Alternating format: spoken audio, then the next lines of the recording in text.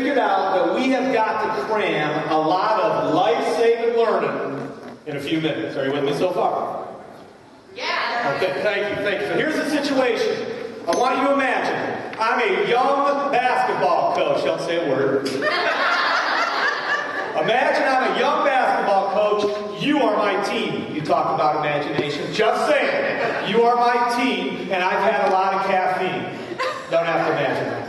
I'm a young basketball coach. You are my team. It's halftime. We are down 12 points, but we have a whole half to go. Are you with me so far? We got a whole half to go. So here's the situation, though. We got to get a lot of learning. We got to execute a lot of fundamentals, and trust me, I can take the fun out of fundamentals so we can be successful in the next half of our lives. Are you with me so far? Now, Tim and I have also learned as educators, if we're going to learn anything, we have to participate. So you are going to participate in this exercise with me. Is everybody okay so far? Yes? Okay, so here's what's up. I'm going to give you a deep, meaningful verse example from the Bible. And you are going to participate by two clapping as soon as I am done. It goes like this. This is pretty complicated. You all right? You all right? Everybody try that with me. 1, 2, 3. I say a name, you clap twice. Tim, Stephanie, Mahatma Gandhi. I don't know where that came from, but here's the situation. I'm going to give you a deep, inspirational, the kind of quote that God will be smiling down on the outpost and say, I hear you tonight. Everybody clap twice. Okay, here we go. You got to participate. You look way too comfortable. Everybody stand up. Come on. We got to get started right now. We have little time. Deep, meaningful quote. Get your hands up and ready, please. Fundamentals. Here we go. Are you ready? I say it, you clap twice. Are you ready? Yeah. Are you ready? Here we go. Cleanliness is next to godliness. A penny saved is a penny earned. Moderation in all things. Let's win one for the giver. Vern. Tim, I'm a little busy right now. Yeah, I'm a little busy right now. I'm working with the crowd. We'll motivate. We're getting ready for the second half. Give me a second. Let's win one for the giver. Someone hasn't read about this whole getting jealous of the guy on stage, though. Ladies and gentlemen, Tim Craddock. Yeah. Okay. Now, while I'm sure that these... You may be seated. Yeah, please. Tim's talking. Okay. Well, I'm sure that these little things that you got going here are nice, good advice. Good advice. Straight from the Bible. Biblical advice. We got a lot to get in here. Interrupting me. Go ahead. Yeah.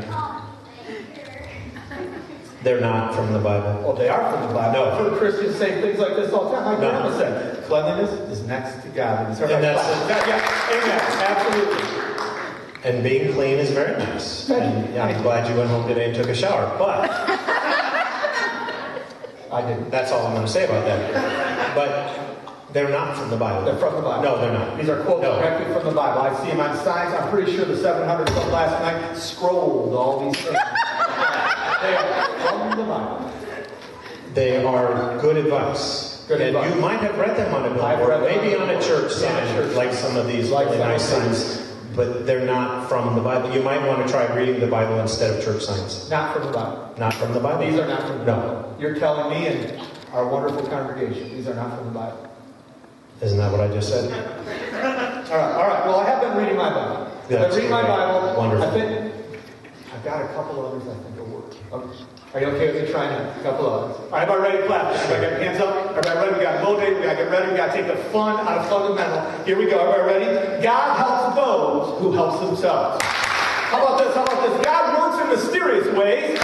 The British are coming. The British are coming.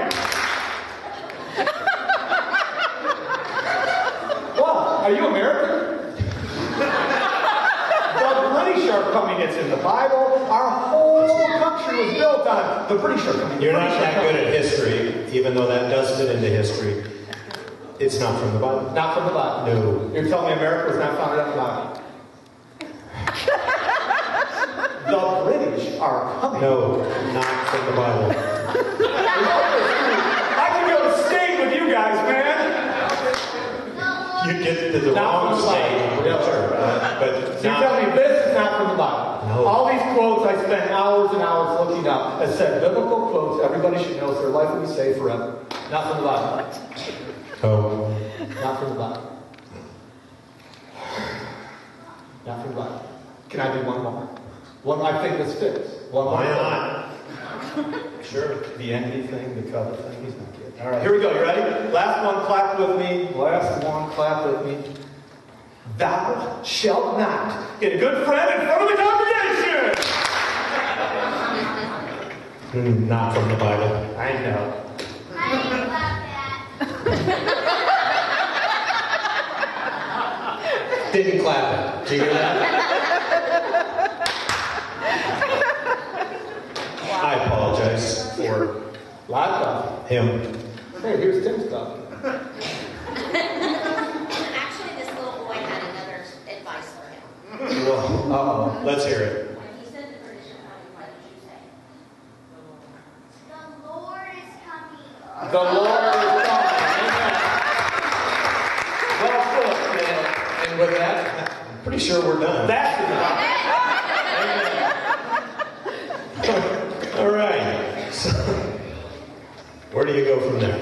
So anyway, as Vern said, we're both educators, and this past week in Burlington, we were in our rooms busy, for the most part, getting ready and doing meaningful things to get ready for the school year. And as I was thinking about those things and thinking about tonight, it occurred to me that in education, we've got a lot of teacher jargon, if you will, and a lot of things that we throw out there, and that if you're not an educator, you probably don't know what we're saying. For instance, at Grimes, the greatest school on earth. Did you hear that, Mr. Rector? Huh? Did that get me points? Yeah. All right, that's my principal right there. So, this year at Grimes, the greatest school on earth, we are starting this new program, PBIS, and you, of course, know that what that means, right? That's the Positive Behavior Intervention System, or something like that. I don't know. We also, in the Burlington District, are starting the ALICE program. I know you're familiar with that. We do RTI. We do the Daily 5. We don't just teach them to read. We use Daily 5 and the cafe. Yeah, right?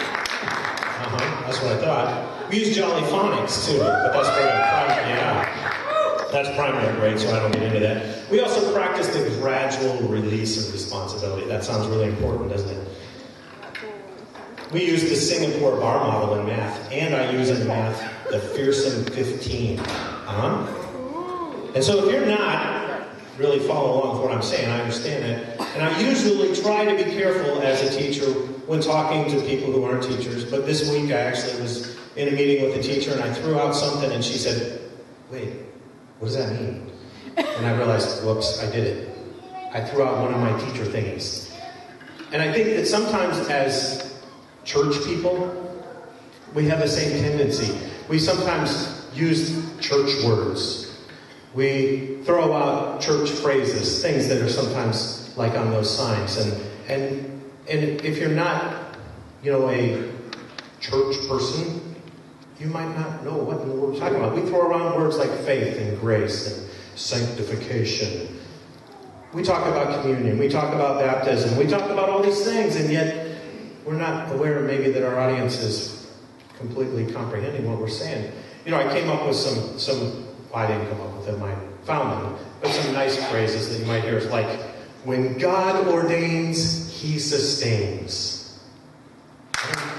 Yeah. I don't know what that means, but it sounds awesome. Or how about, I am too blessed to be stressed and too anointed to be disappointed. Yeah. Again, I don't know what that means. Or the will of God will never take you where the grace of God will not protect you. Yeah. See, the clapping just got lower and lower. And that's kind of our focus of our theme as we start off tonight. For the next few weeks, we want to get back to the basics. We want to kind of, hopefully, some of those words that we maybe throw around, but maybe don't have a good understanding of. We want to explore those a little bit and get a little deeper into that. We want to try to throw out some of the jargon, not worry about talking the right way, but maybe worry about getting our heart in the right place. And tonight we want to start off with the very foundation of what we're doing and talking about the Bible. We want to get into the Bible and understand the real meaning, why we're here, and where the stuff that we talk about, the stuff that we do, where it comes from.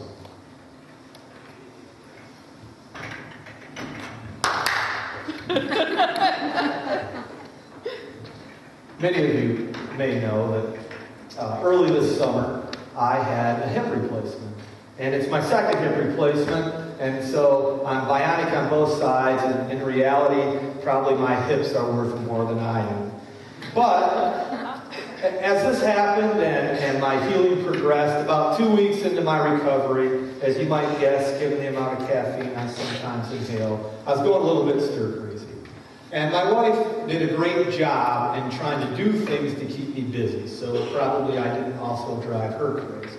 But one of the things she did that I really enjoyed is once or twice a week she would drive me to the library, because I couldn't drive yet because of the replacement.